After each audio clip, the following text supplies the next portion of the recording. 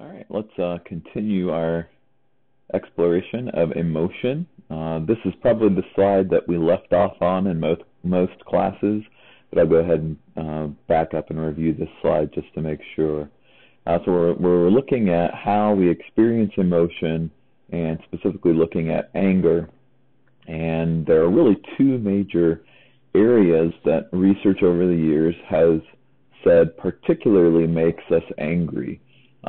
One area is the area in which we find ourselves mistreated by loved ones or friends, people we considered close. That seems to make us particularly angry. The other area that we would find in the research is things that make us angry are what we might call blameless annoyances, things that it's difficult to say whose fault it is, or to even sometimes blame ourselves for it. That is, it's hard to blame anyone for them, but that cause minor inconveniences or get in the way of our day-to-day life, things like traffic, minor aches and pains, things like that. Those seem to be things that make us particularly angry. One important topic we want to look at in terms of talking about anger is catharsis. Catharsis is emotional release. It's this idea that if we get really angry or kind of experience any particular emotion to high levels, that we can experience catharsis by letting that go, by letting it out. And the idea behind it is that, let's say you're angry, maybe if you yell at inside of a pillow, put your face in a pillow and yell, that is emotional release. Or maybe you yell just at no one in particular, or yell at someone else. So this catharsis has with it a hypothesis, this idea that if we have this emotional release, and we release this aggressive energy, either in real life by yelling at an actual person, or fantasy, even thinking about it, telling someone off like in an imaginary conversation, that somehow relieves and releases aggressive urges and will somehow be a relief to our anger. What research actually suggests is that there's really only a very temporary relief, and that long-term effects can actually be negative, that it perhaps seems to make us think about what it is that made us angry in the first place longer, and makes us feel even worse than we would have if we had just let it go. The research actually says that forgiveness is good for the body, that there's physiological benefits. And this is kind of an interesting intersection of faith and science, because a lot of faiths teach that forgiveness is the right thing to do, but it seems that our bodies even benefit from forgiveness. So in the words of the now infamous character from the Frozen movie, let it go, let it go. Now let's talk about happiness.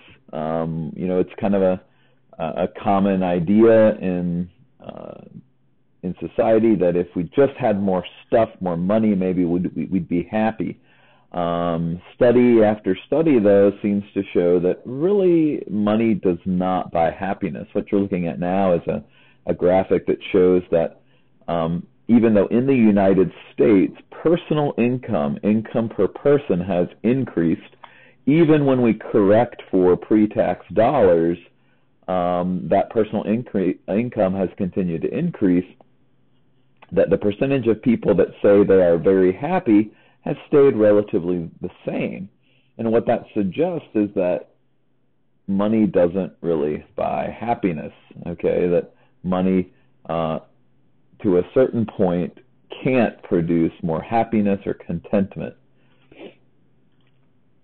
We want to look at a couple of different specific concepts associated with happiness. One is a concept known as the feel-good, do-good phenomenon. And it basically tells you that this concept's name tells you exactly what it is. It's this idea that when we feel good, okay, when we are already in a good mood, we have a tendency to be helpful and to do good things while in that mood. So the idea, it's kind of a pay it forward type concept, that if we feel good about ourselves, if we feel good about perhaps other people having done good things for us, we will likely feel good and then do good because of that. A good example might be that the workers of Google are more productive at work because they love working there. Google puts a lot of things in place, allows for free child care, allows for things like very high-end, very nice facilities and lunches and snacks that I think Google even provides for them. And because of that, Google is consistently rated one of the not only best places to work, of course, by its employees, but Google produces some pretty incredible things. So you could make the argument that this is the feel-good, do-good phenomenon. Google is doing things for its employees and creating a workplace that its employees love to work at. And because of that, because those Google employees feel good, they do good, and they do good for Google. All right, so that's the feel-good, do-good phenomenon. But we can say it's kind of it can explain things like giving to charitable organizations too. We see, I think, in research that people who are often the most generous in terms of the percentage, giving a percentage of their income, are people who are not particularly rich. And you could make the argument that that's because maybe they were in a position where someone did something good for them, and so now when they're in a position where they can do good for others, they do. Feel good, do good phenomenon. The other concept we want to talk about is subjective well-being. One of the things that we know about happiness is that really we rate our own happiness. There's a lot of things that vary in terms of characteristics that people in the world who consider themselves happy have. Some are rich, some are poor, some live in Eastern cultures, some live in Western cultures, things like that. So you don't necessarily see one unifying thing that makes them feel happy. So we talk about subjective well-being, that one of the ways we measure this is we ask people, how happy are you? And so subjective well-being is people's self-perceived rated or rated happiness or satisfaction. So what is it that actually also works to make people happy or not happy or feel happy, and works at kind of giving that level of subjective well-being? Another phenomenon we want to look at is the adaptation level phenomenon. The adaptation level phenomenon says we have a tendency to form judgments based on our past experience, based on what kind of things we've experienced in the past, what we consider the neutral level. For example, if you're in a really dark room right now watching this video and someone came in and turned on the lights, that would probably not make you very happy. Or if all of a sudden I turn the volume up on this recording and the level of volume coming into your ears increased at an incredible amount, that would not make you very happy, because you would judge it based on the neutral level of sound or the neutral level of light that you had been experiencing before that. Well, a level of income, it can be the same way. If a person is used to, in the past, having a high level of income, then they, when put in a situation where their income is decreased, are not going to be particularly happy. If you look at Forsyth County median income, we actually do live in one of the wealthiest counties in the United States. And so while not all of the students at South Forsyth High School are as wealthy as others, average income, I think in Forsyth County, is a median income is something like $70,000 to $80,000 per year, with many of our students' families making much more than that. Well, if their parents lose a job and they're in a position where they're making much less money and they start to have to do without many of those things, there's a good chance, because of the adaptation level phenomenon, that their level of happiness will decrease. And so we look at adaptation level phenomenon being defined by our prior experience. Relative deprivation is another principle that might affect our subjective well-being. And that's the idea that we sometimes base our happiness and contentment on the people that are around us, those that we might compare ourselves to. All right. That's relative deprivation. All right, so in Forsyth County, a student who goes to our school who's incredibly poor, that is, maybe they're in a single-family home, and that single-family home parent has a minimum wage job. They look around them at South Forsyth High School and see quite a few students who are incredibly well off, and relative deprivation says that there's a good chance that that student will look around, compare themselves to their more wealthy peers, and maybe be not so happy, not as happy in terms of their subjective well-being. So that's relative deprivation.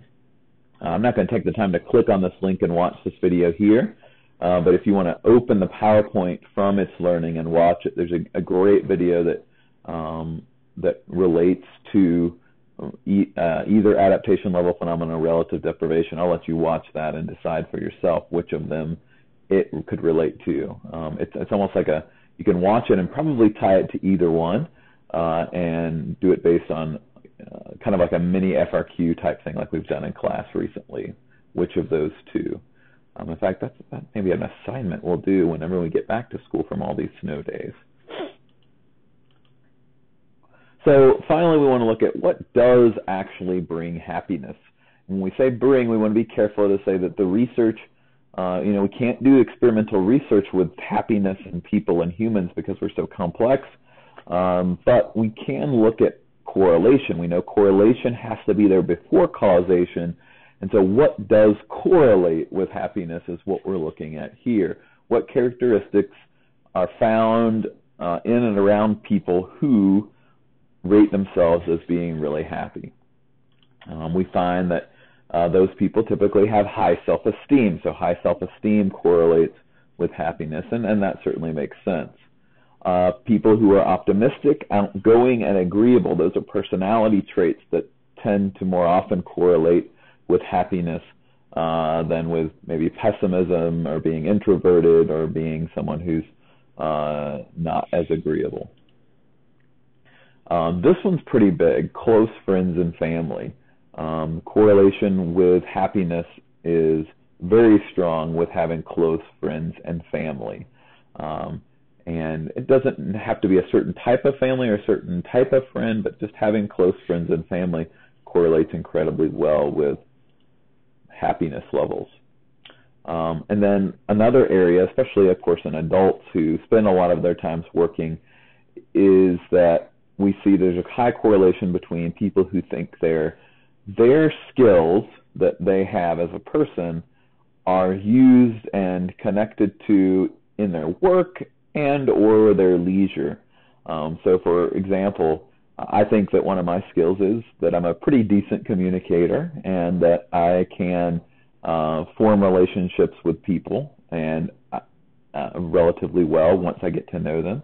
And for me, I know that with teaching, I find that that's an area where I get to see what I consider my skills tied to my work and get to use it on a daily basis. I have a brother-in-law who's tried to get me to come work for him ever since I graduated from undergraduate school about 14 years ago. And the explanation to him when I say no, it's always the same. I just don't think I would be happy working in the business world because I don't think I could see this connection between what I consider my skills and my work.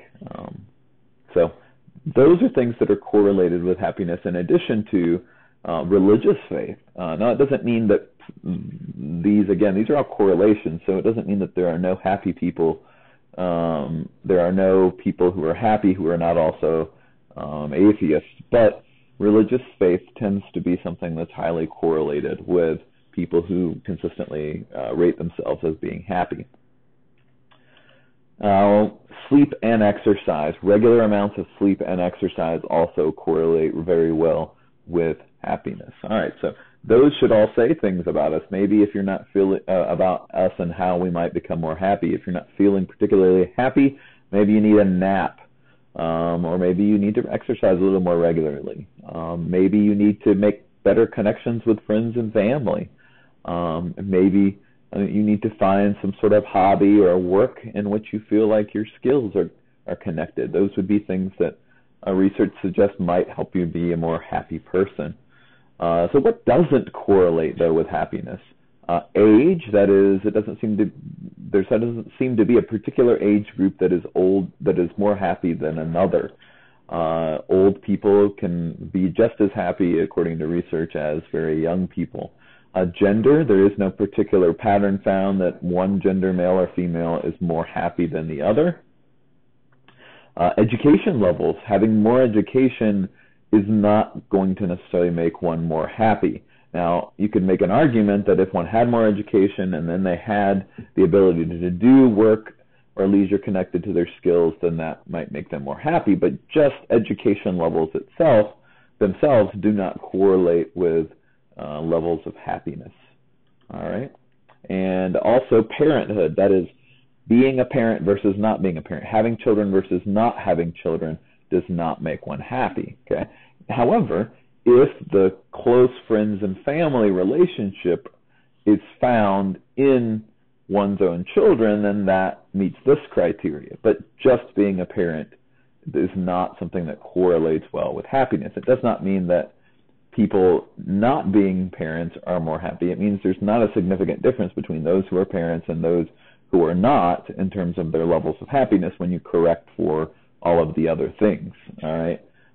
So parenthood doesn't seem to correlate. And then physical attraction. Someone's level of physical attraction does not correlate with happiness. Now you could argue that someone's perceived level of physical attraction feeds into their high self-esteem or low self-esteem, and that could impact happiness. But in general, physical attraction levels do not correlate with someone being happy or not. And then finally, money. And when we say money, we mean income. Income levels do not correlate well with levels of happiness. What we find, as I showed in the previous slide, is that it doesn't seem to matter what the level of income is in a family, that after a certain amount, even though personal incomes have increased over time, historically in the United States, there's not been an increase in the percentage of people, a significant increase in the percentage of people that consider themselves very happy. Other studies have also shown that it doesn't, in a given society, like if you were to just take a snapshot of the United States and look at comparing people who are above the poverty line up to people who make millions and billions of dollars, that happiness levels amongst the super rich are not significantly higher than those who just have enough to get by.